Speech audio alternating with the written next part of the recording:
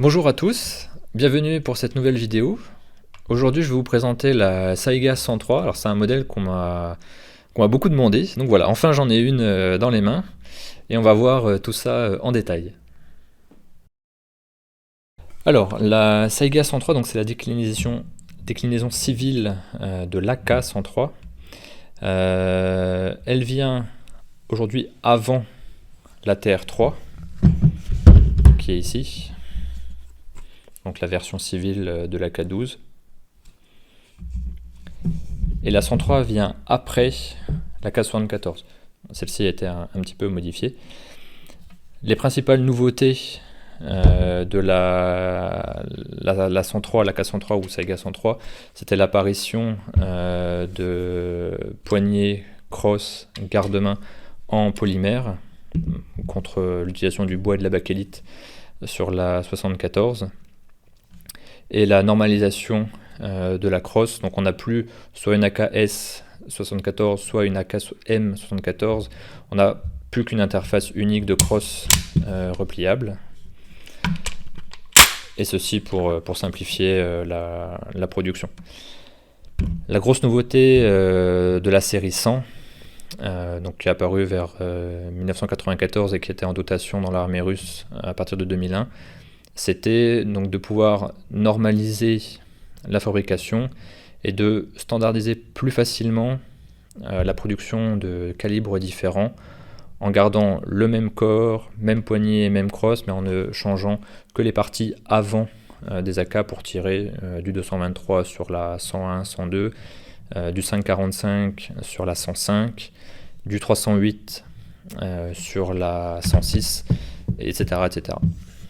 Alors ici on a quelques modèles de la série 100. Donc en haut on a une Saiga 12, ici au milieu la 103, en bas une 106. Alors il faut savoir que les Saiga reprennent la nomenclature des versions militaires, à savoir en gros un numéro correspond à un calibre / version. La 102 correspondra au 223, 103, 104 correspondront au 762 en respectivement version longue et canon et 104 la version courte. 105 ce sera le 545 et 106 donc en bas ce sera le 308. Les corps, capots, crosse et poignées d'origine sont absolument interchangeables. Les boîtiers ont des dimensions externes absolument identiques. La seule manière d'identifier formellement de l'extérieur, ce sera surtout les chargeurs qui ont des courbures différentes selon les versions. Et forcément, certains auront des profils de canon nettement plus gros du fait de la munition tirée. Alors comme toute production industrielle, il y a pu y avoir quelques variations à certains niveaux. Les premières versions des 103, comme toutes les séries 100, avaient des corps qui étaient gravés. Sur la 103 ici, qui est une production récente de 2020, on retrouve le nouveau logo Kalachnikov, et les marquages sont principalement peint, gravé au laser, excepté le numéro de série qui lui reste gravé. Alors par rapport aux accessoires, donc ici les Saga 12 et Saiga 106 sont modifiés évidemment. D'origine, moi je recommande plutôt de changer au moins poignée et crosse. La poignée est un peu trop glissante à mon goût, et la crosse est un peu trop courte.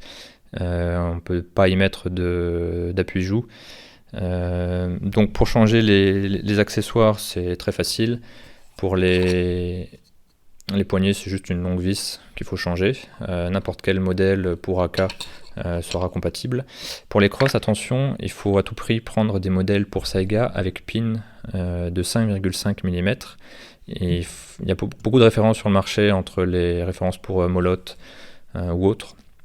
Donc pour les Saiga, c'est 5,5 mm. Alors sur les parties avant de la 103, donc on retrouve un filetage en 24 par 1,5 qui est hérité de celui de la K74. Donc on ne pourra pas mettre les anciens accessoires frein de bouche et silencieux pour AKM, donc notamment les PBS qui eux ont un filetage nettement plus petit en 14 mm. Donc par rapport au silencieux, il faudra choisir des filetages en 24 par 1,5. Alors le 762 par 39 se silence très très bien. Et j'ai jamais eu aucun souci de fiabilité sur n'importe quel de mes AK. On a un emprunt des gaz qui est fixe. Il est possible de mettre des emprunts de gaz réglables, ici comme sur la 106. Il est aussi possible de mettre des pistons réglables pour atténuer le recul selon le rechargement et les munitions utilisées.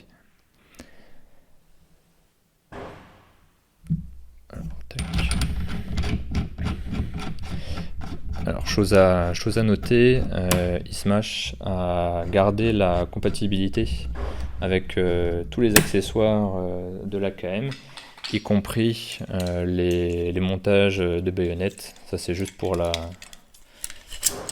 petite anecdote historique.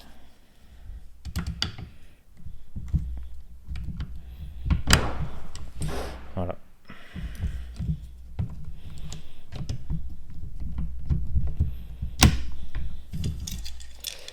Alors, revenons juste un petit peu sur les crosses. Suivant la loi russe, une arme doit forcément tirer, cross, déplier.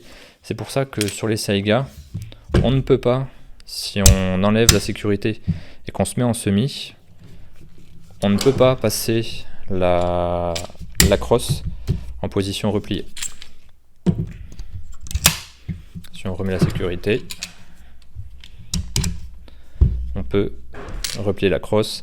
Il y a un crochet de verrouillage sur le receiver et une découpe au niveau de la crosse pour coller avec le montage de lunettes.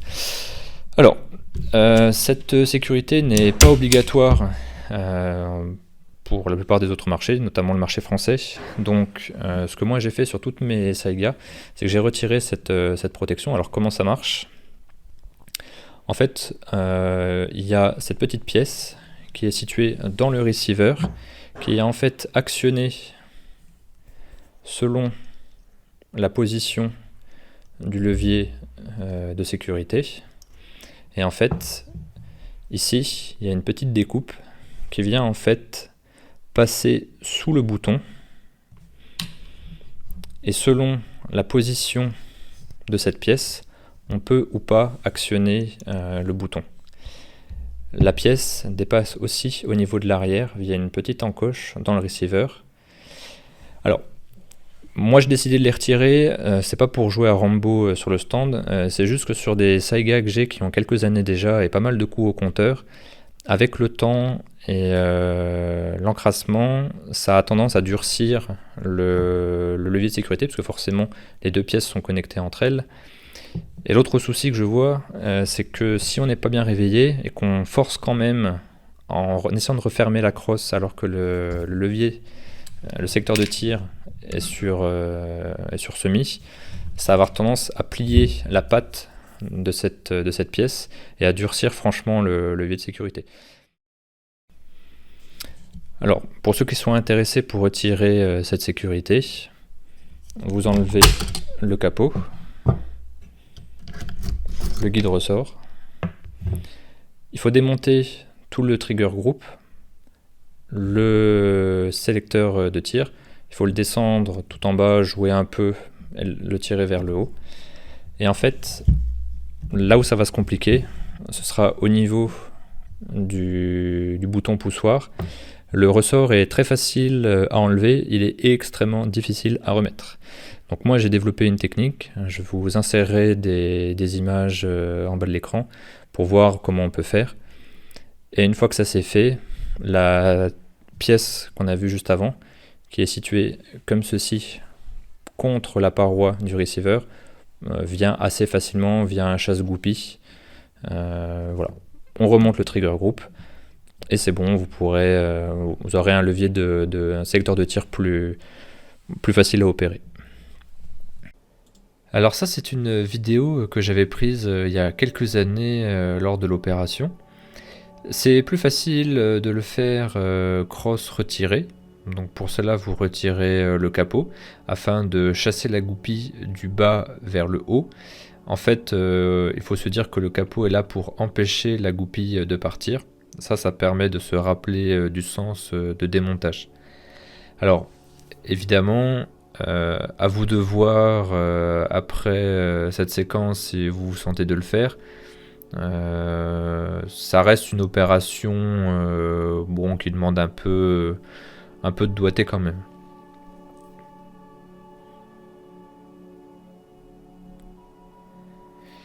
Une fois que vous avez chassé la goupille, vous tirez sur la crosse et elle vient toute seule. On peut voir à ce niveau-là en fait l'encoche par lequel la petite patte reliée au sélecteur de tir sort quand on bouge le sélecteur de tir.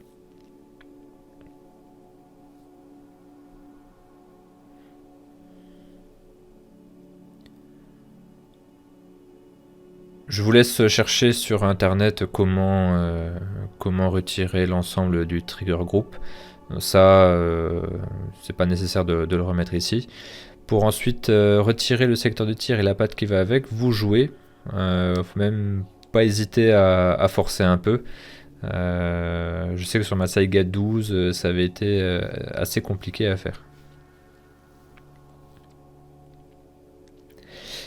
Donc pour retirer la patte, il faut retirer le bouton poussoir de déverrouillage de la crosse.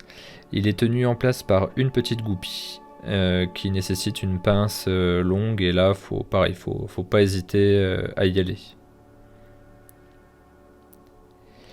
Une fois que vous avez réussi à retirer cette goupille, on peut voir enfin l'ensemble des pièces.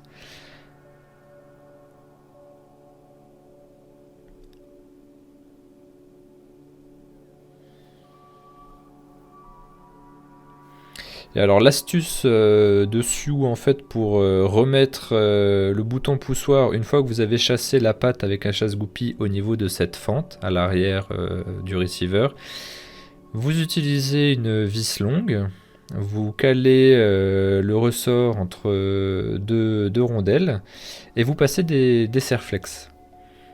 Vous serrez les deux écrous de la vis, ce qui permet de compresser le ressort. Vous serrez les serre-flex, vous dévissez les deux rondelles aux extrémités du ressort, et avec des serre-flex suffisamment fins et un ressort compressé, c'est maintenant tout facile de remettre le bouton de déverrouillage de la crosse.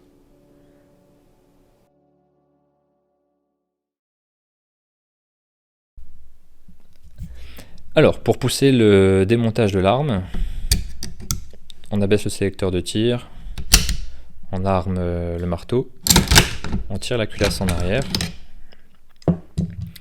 Si on veut poursuivre, on monte le levier à 90 degrés et on pourra retirer le tube d'emprunt des gaz.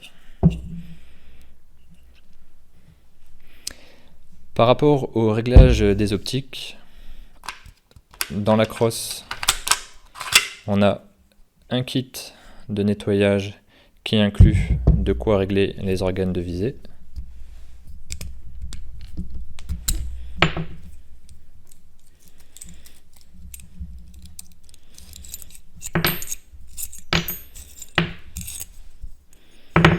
Donc il faut prendre cette pièce-là, qui a un petit trou, qu'il faut venir fixer sur le guidon. Et en fait, il faut se servir du capuchon qui vient avec, comme d'un levier, pour visser ou dévisser et ainsi faire varier la hauteur du guidon. Pour la dérive, il faut utiliser un chasse-goupille et taper sur les deux oreilles du guidon.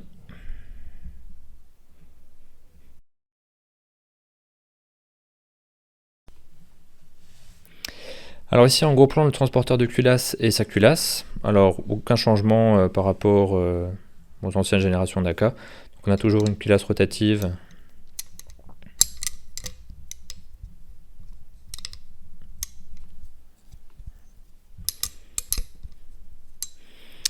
avec ces trois tenants de verrouillage. Le percuteur est flottant. Pour le remontage, on tourne dans ce sens-là jusqu'à être embuté et on la pose jusqu'au bout.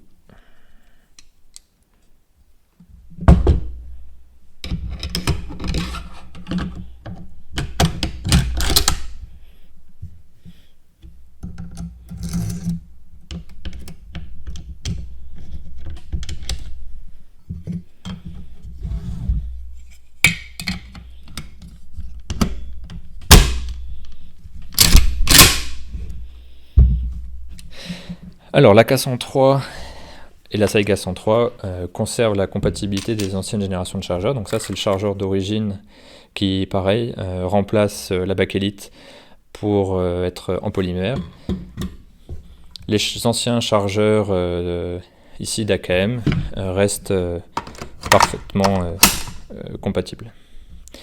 Par rapport aux munitions qu'on utilisera aujourd'hui, moi j'utilise principalement de l'APS. Donc c'est une munition de surplus russe qui utilise des ogives blindées, donc avec un noyau en fer. Ça marche bien. Bon, alors attention, elles sont corrosives, donc il faudra bien nettoyer à chaque fois les armes après utilisation. Elles se conservent très bien. On peut voir un vernis d'étanchéité au niveau du collet et de l'amorce. Une boîte comme ça, c'est 770 cartouches. Et ça se trouve encore assez facilement, donc ça permet d'avoir un tir vraiment économique avec ce genre de carabine.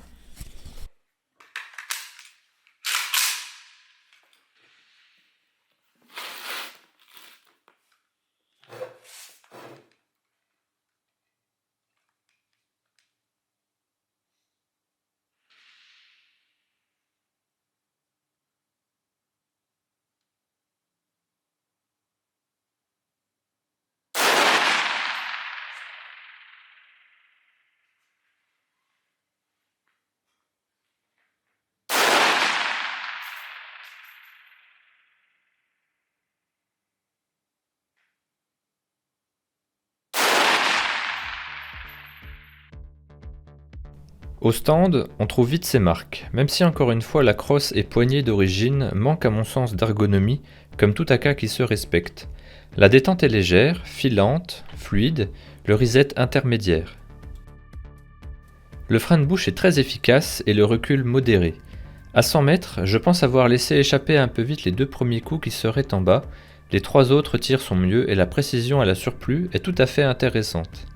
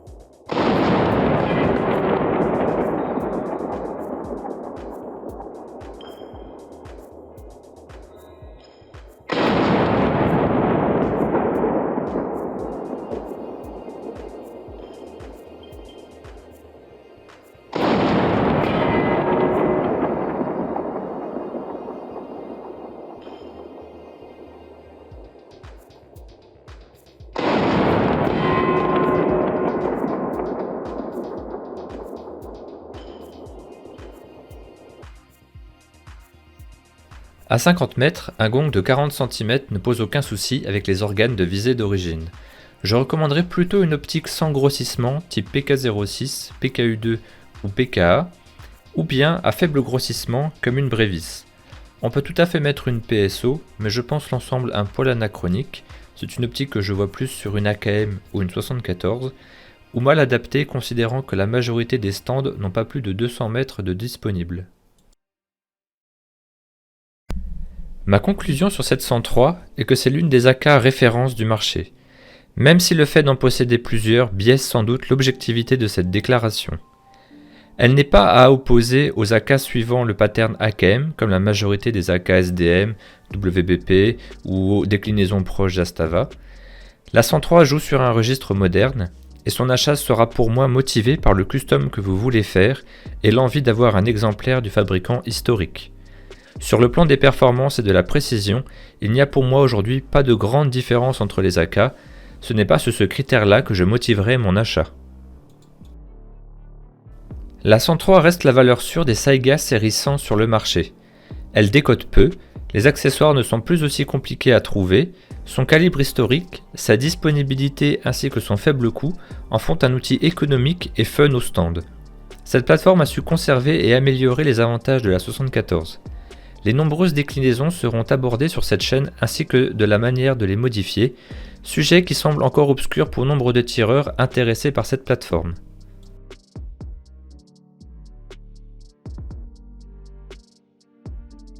Est-ce qu'une Saiga TR3 de la génération supérieure est meilleure? Oui. Elle est plus ajustée, a une meilleure détente, meilleure ergonomie et est à mon sens un poil plus précise, cela par l'approche monolithique de son gaz tube. Nous en avions fait la revue dans une précédente vidéo. Mais si pour votre 103 vous changez la crosse, la poignée, le garde-main, mettez une optique et reprenez d'autres chargeurs, vous restez moins cher qu'une TR3 nue et avez à mon sens une AK supérieure. Alors, à vous de vous lancer. À bientôt.